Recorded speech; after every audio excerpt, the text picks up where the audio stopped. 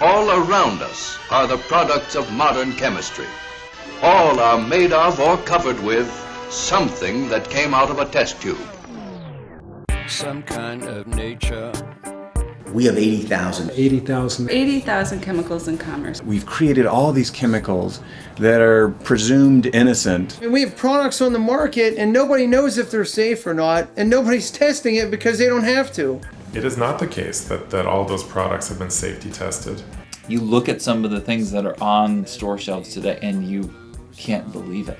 I don't want to take the chance of buying something that could be really bad for my family. Well, that's the gang. Chances are you bought them already.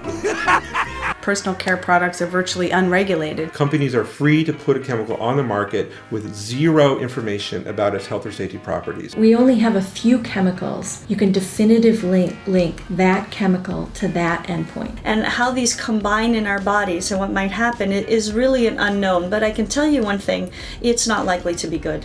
If you don't know what's the exposure, how much are people actually being exposed in a given day, not just from one product, but a whole range of them, how can you calculate actual risk?